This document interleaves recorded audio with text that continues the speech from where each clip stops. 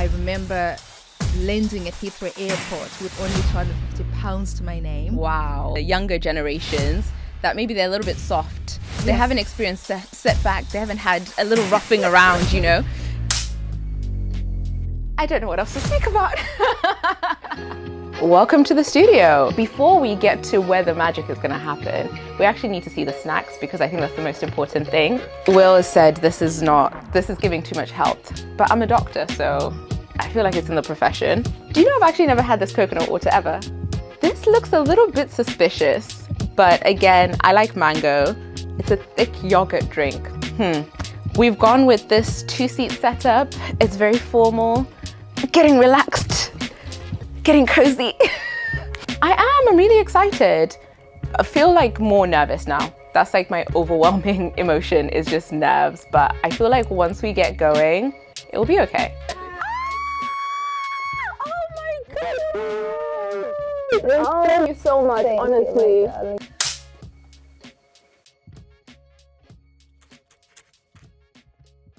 I am honored and privileged to be hosting a guest today. This is our first ever episode of Conversations with Dr. Rumbi, and what a way to open it up than with the amazing Elizabeth Nyamayaro. Now, this is someone who I admire and whose career I look up to a lot. You see people in certain positions and you think, can I ever do that? Could that be like me? Actually, some people make it accessible. They make it in such a way that you think, this is someone who has had a similar path in life to me. Elizabeth is a humanitarian, she's a thought leader, and she's sharing all the things that she's learned across a vast amount of experience in becoming an author and sharing a book. And I find that when people have had experiences, have traveled various places and seen life lived in different ways, they have so much to impart on us. And I'm just really looking forward to soaking all of that in. I have read the book, so I will try not to give any spoilers, but yes, enjoy the episode. I feel so shy to have done that intro and everything, but I don't think we give people their flowers enough. And I just hope that I'm giving you your flowers. You are amazing, Elizabeth. And I'm very happy to have you here in London. How has your travel down been? What's the experience been so far? I mean, it's been wonderful. I mean, as you know, I have been in hibernation. Sadly, my mom passed away really a few months ago, and I've just been sort of in hibernation, not wanting to face the world. So this is really my first time stepping out, and I just thought I do need to talk about this book and the incredible topic that I cover. And I thought, who better to do this than with you? Because you and I, we've known each other now for a few years, and we met on social media. And it's just wonderful when you see a community that starts on social actually ends up being something that happens in real life. So it's my honor to be here. The trip has been fantastic, and I'm excited to do this with you. Thank you. And I honestly feel the privilege. I'm so glad to have you here. Yeah. And losing someone like your mother, I mean, that's something that's pivotal. Has it brought different perspective to life, you know? And thinking about things like the book and the experiences that you've had so far. No, I mean, absolutely. And I think for me, one of the big lesson, which it's something that we know all the time, but I think, you know, life happens and then you start to forget again. Yeah. But the importance of being present and the importance of prioritizing family and community over anything else. I think our society has made us to believe that the way to achieve happiness and fulfillment is through success and the money that we make. And not once since my mom passed away have I thought, oh, I wish I'd made more money. If anything, I think, well, I wish I'd spent more time with her. Yes. And it's also what inspired me to come and do this with you, because we've known each other for a while. And I thought, you know, why not just actually meet and strengthen those relationships with the people that we have in our lives? And so that has been, I think, a key learning for me, and it's why I'm happy to be here. Absolutely. Thank you. And I think you said something really impactful there, is that time is valuable. Yeah. And time is probably it's the finite resource that we have. Our time here on earth is short in the grand scheme of the world. And so kind of leaning into the experiences that you've had that have led you to the woman that you are, what's been pivotal? I think it's embracing who I am. Yeah. You know, I come from a very small village in Zimbabwe, And I think for a very long time, after I left the African continent, my first stop really was here, London. So it's kind of a full circle moment for me. And I remember when I was in Africa, I was so proud of being an African. Yep. And then suddenly I was outside of my own continent and my own country. And the way that people reacted to my heritage felt very different. And it was very othering in some cases. And it started, for a very short time, I started to sort of not feel so proud to be an African. Yep. And almost not want to lead with that, because then people would judge me and they will look at me in a certain way. And it only took this profound realization that actually being who I am is the best part of, being African is the best part of who I am, and leaning more into that. A lot of my work, whether that's the work I've done with the UN or even my writing, it takes a lot of inspiration from this ancient African wisdom, the values of being an African that I've had since all my childhood. And I think that's what gives me my superpower, if you will. Amazing. How did you go from a small town in Africa to London? What was that? What was that transition? Oh, it's a small village, in fact.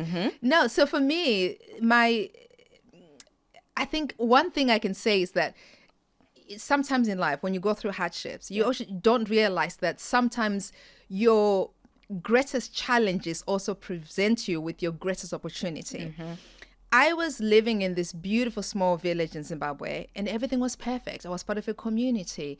We did everything together. I felt very supported and loved by my grandmother and everyone around me. And we worked together as a collective. And I think that level of commitment, community gave me such profound happiness and fulfillment. But sadly, when I turned 8, there was a severe drought actually in Zimbabwe. And we suddenly had nothing to eat or drink. And I almost died from hunger. And thankfully, an aid worker with the UN, who was a fellow African, actually, found me and saved my life. She gave me a bowl of porridge and saved my life. And it was only after this incident that I realized that this woman was a humanitarian, that there was this organization that saved people's lives. And Rumbi, and I remember thinking, that's what I want to be. I want to be a humanitarian. I want to be like this girl who saved my life, so that one day I can also save the lives of others. And that became sort of my dream. And eventually in my 20s, I left the African continent for the first time. I remember landing at Heathrow Airport with only 250 pounds to my name. Wow. I didn't know anyone here. I had no friends, no family. Wow. Just this dream. I just wanted to chase the United Nations. I wanted to be a humanitarian. And I share some of that story in my memoir, I'm a Girl from Africa. And sadly, there were some setbacks.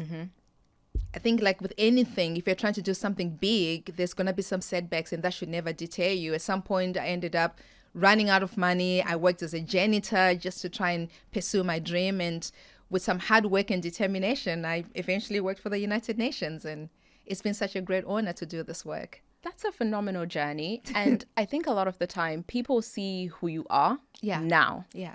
And they don't think about everything that's gone to getting here. Yeah. So sharing that about sometimes you have to clean some things. Sometimes you have to do jobs that you don't want to do to stay in the vision of that final goal. 100%. 100%. And also, I think to your point too, when I said your greatest challenges can present your greatest opportunity, some of the work that I'm most proud of with the UN has been the work I've done around gender equality and women's rights, but also addressing global hunger.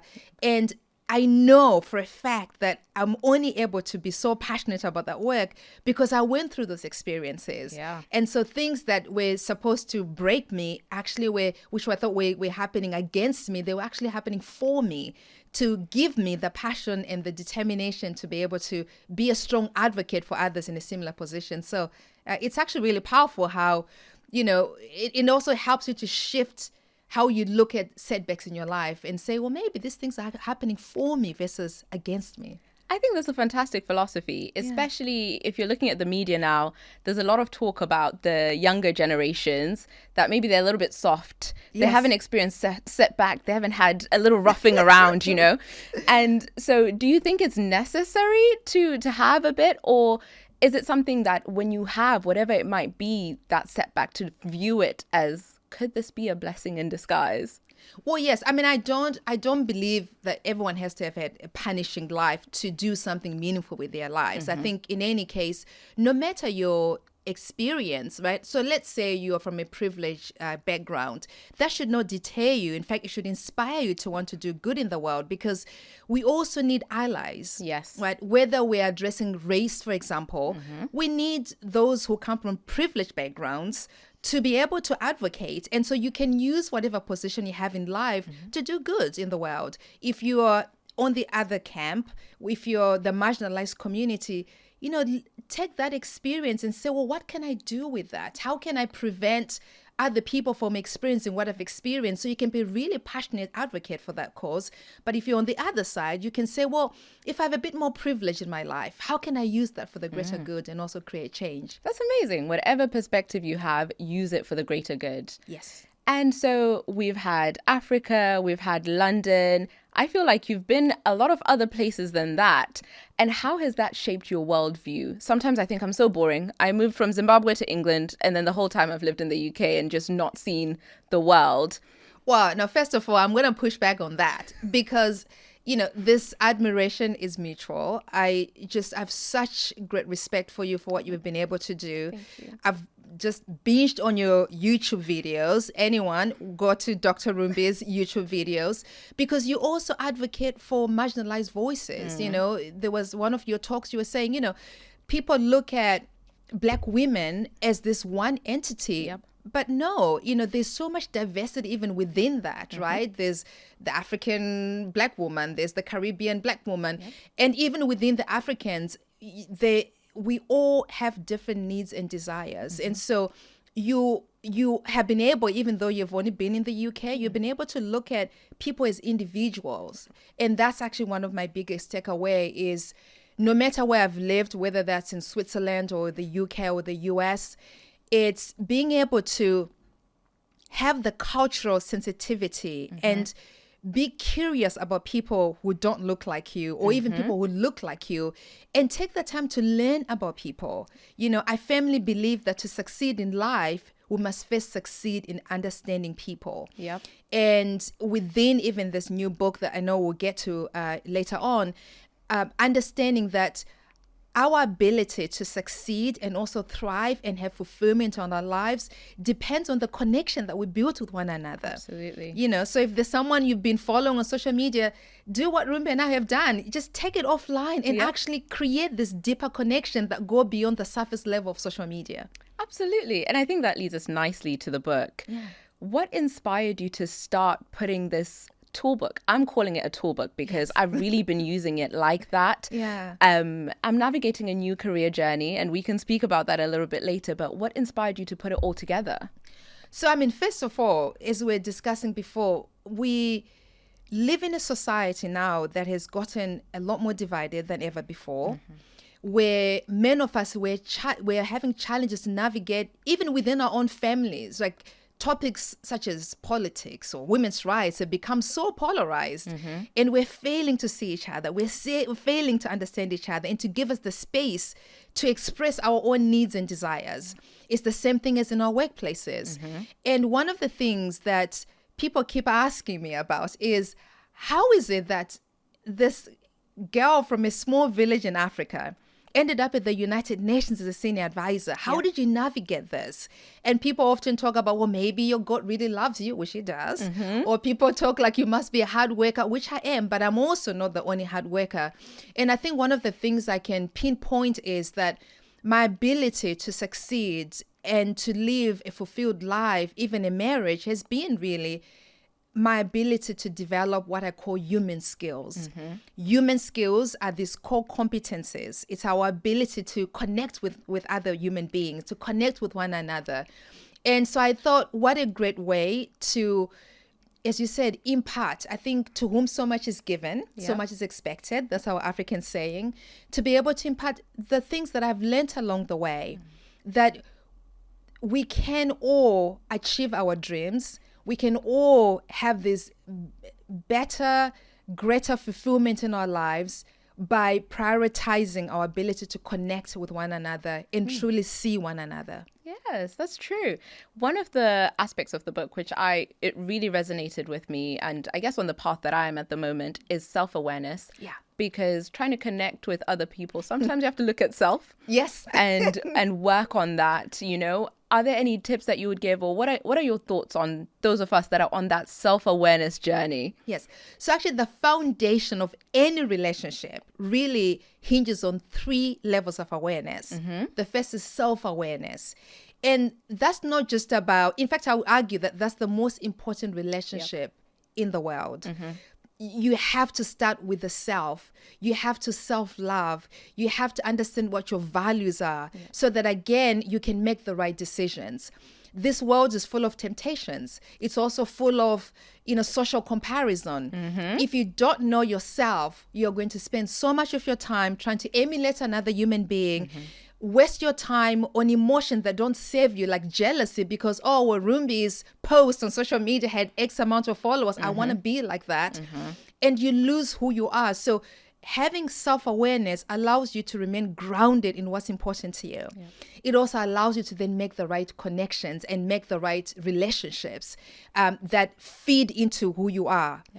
The second level of awareness is your social awareness. Being able to read others and also realize that in any conversation, it's not just about you. It's about the other person as well.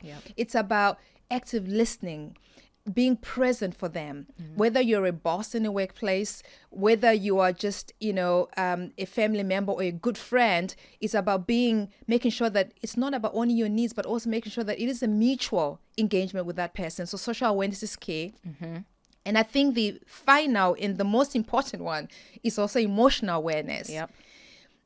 For a very long time, I think even in the workplace, we are told that emotions have no place in the workplace.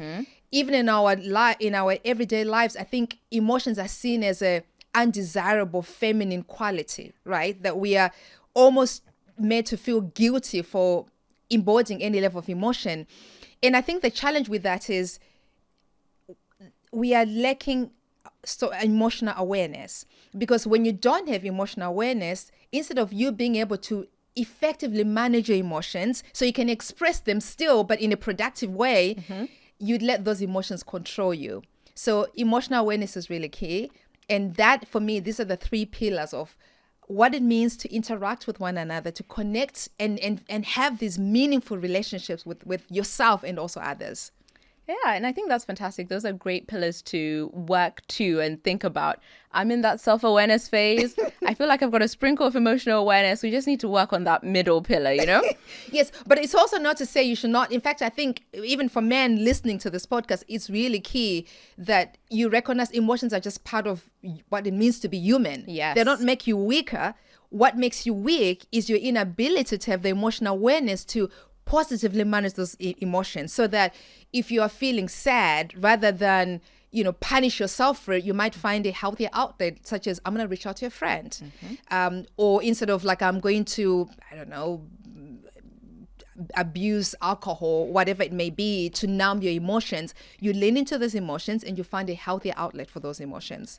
And interestingly, I was speaking to my friend on my way here, and I was recommending the book to her from a dating life perspective. Yes. Because some of these skills that we have and that we then need to learn and gain, the human skills, they're also about finding partnership. And I was saying to her, this is quite useful and has been a toolkit and a Bible for me. So give it a go and see. So we'll see what she says.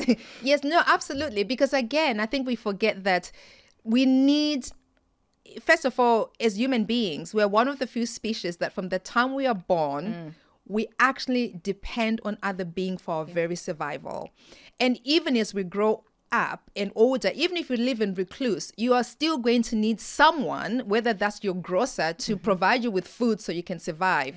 So we often underestimate, and I think most people, we have never really been taught how to engage with other people. It's just assumed because you're a human being, you know how to engage with other human beings. And that's actually not true. You were talking about self-awareness. In fact, research from the Harvard Business Review says that only 10 to 15% of people are self-aware. Wow. So again, like imagine what that means. Like you're just walking around, not even aware of how you're coming across to people, not even aware of what it is that you need in a relationship. So if you're in the dating pool, reading a book like Human Skills can really help you to make sure you're weeding out the people that are not going to serve you, because you know who you are, you know your values. You can also advocate for yourself. It's about being a great communicator. Your communication is a core human skill that will enable you to communicate your needs, set your boundaries within those relationships.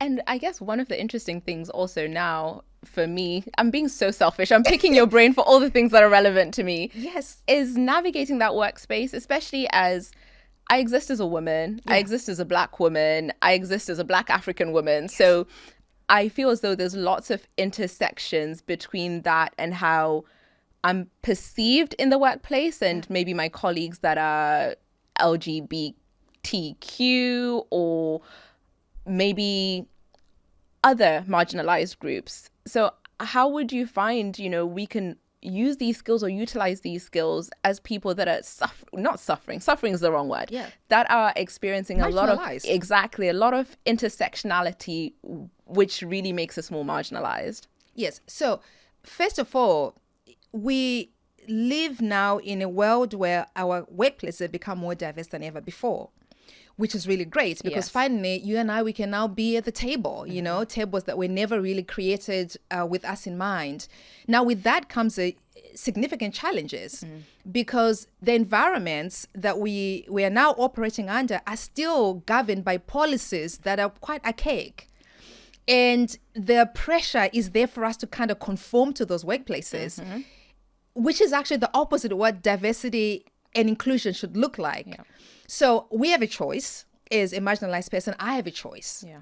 My choice is I can try and conform and not show up as my authentic self, but then that will add to more unhappiness, which is most of us are experiencing this. We are unhappy in our workplaces.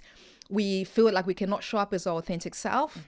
As a result, it's difficult for us to really build relationships that are built on authenticity because we have to mask who we are in order to be accepted. And as a result, actually, it's really bad for businesses because I'm not in a position where I feel safe. I don't have the psychological safety to contribute without feeling like maybe I'll get penalized or I'll get laughed at or I'll get marginalized for my thoughts and views. And so in the end, it's actually really bad for business. But for us as individuals, we have a choice. We can try and conform, which I would disagree that that's the right way to go. Or we can try and advocate for ourselves, which is where human skills come in. It's very difficult and very challenging to know what to say and how to say the right way if you've never been trained to do so. And for a very long time, the workplaces have prioritized technical competencies over these so-called soft skills, which are, for me, the human skills, which actually are our power skills. So by honing your human skills, upskilling your human skills, you can go in confidently. I mean, we talk about in the book, how do you set boundaries? And do so in a way that actually you gain respect versus being penalized for them. How do you speak up in a meeting so that your voice and your thoughts are heard? Because why else would you even be there if you are not there to actually contribute something useful and meaningful? We talk about how to champion yourself and also how to be an ally to the other groups and how to help allies support you in the way that you want to be supported versus how they think you should be supported, which is, that's another challenge. Yes. An ally wants to support you in the way that they think you need the support. And you have to push back and say, no, this is how I want to be supported. Absolutely. And I think allyship actually goes across the board for you career-wise. Yeah. Even if we go back to the United Nations days, allyship was a huge thing that you pioneered. And I think you were looking at it from a different perspective to other people at that time, from the perspective of the safety of and well-being of women. Yes. No, indeed. And so one of the core values that I talk about in this book is this profound African wisdom. It's an ancient African wisdom called Ubuntu, which literally is an understanding of what it means to be human. And it recognizes that our humanity is interconnected, right? And so Ubuntu has been, for me, a powerful tool through which to address global inequalities. When I was the senior advisor on gender equality at the United Nations, I was tasked with this enormous task of trying to accelerate progress towards gender equality. And at the time, I think the sort of thinking amongst most traditional feminists in particular was that just men are the problem, and the only way we can achieve equality for women is to dismantle patriarchy. And I came in through the Ubuntu lens, which also recognizes that, what impacts one of us will eventually impact all of us one way or another. And my ability to succeed is actually dependent on our ability to work together as a collective. And so I challenged that notion and I said, what if men, instead of seeing them as the problem, what if they are part of the solution? Yeah. And with He for She, it was really about inviting all genders, and in particular men and boys, to be equal partners, to be allies in ending this inequality versus trying to fight against them. Yeah. And really the response was phenomenal. Within 3 days of launching He for She, there was 1.2 billion online conversations. Wow. And at least one man in every single country in the world joined the movement. Again, just to show the power of working as a collective versus trying to fight and turning this issue from a woman's issue led by women for women to a societal issue that we all have a responsibility, because it's not fair for women to do all the work of ending gender inequality. Yeah. You can't put the pressure on the people that are oppressed to do all the work. Those who have the privilege and the power should also play their part. Absolutely. And I think in terms of allyship and transitioning it to human skills, when I'm going into my workplace, I guess I'm emerging as a leader in the workplace, but also I'm an employee in the workplace, so navigating that line. How do I encourage my boss or my boss's boss to say, I want you to be a good ally? How do I sneak the book to them, Well, so I think the important thing always when you're trying to convince someone, or when you're trying to engage someone, not even engage someone to be part of the solution, it's important to also share with them the benefits for them, right? The book Human Skill isn't just about doing something nice for your employees. It's about making yourself into a better and a great leader. Yeah. Right? Because ultimately, if you're a leader and you have a team, and that team is unhappy, and that team, there's tension and conflict, they will never produce the results that you need as a leader. And as a leader, your team will fail. And when your team fail, back to Ubuntu, you also fail. Yes. You fail as a team or you succeed as a team. So this is actually a gift for you as a leader to become better at it, so that you can also meet your targets. Because, at the end of the day, you are there to do a job, not just to be nice to people for the sake of being nice to people. And that's what the book also recognizes. So I would encourage you also instead of making it about you, you also tell them that this is actually about you, about them, how they can lead more productive teams, more happier teams where there's less tension. Because I think many of us, we're working in toxic work environments. Yep. And sadly, which is another reason why I wanted to write this book, we think that the policy is going to fix it. Yes, we need inclusive policies, but ultimately, a lot of our angst has to do with how you and I treat each other. Yes. How you and I fail to see one another. And not unless we address that, no amount of policy can get rid of this toxic work environment that most of us find ourselves in. So it's also about you owning that and saying, rather than feel helpless in my environment, because most of us, we tend to feel, I think we underestimate our ability to create change. So we feel like, well, unless corporate does something, I'm just going to be stuck this way. You can actually say, you know what? I'm going to empower myself. I'm going to upskill myself with human skills so that at the very least, Rumbi and I, we can see eye to eye. I can know how to collaborate with her. I don't have to wait for corporate to do that. And that's actually what's powerful, that it's a solution that is within all of us. Yeah. We just have to train. And that also doesn't cost us anything. And we can see immediate results. Wow. I honestly feel like I needed to hear that. That's gone straight to my soul. And I think that's a great way to sum up our conversation. I've thoroughly enjoyed speaking to you today. I wish I had my notebook. I'm going to watch this back like, okay, and then this, and then this, and then this.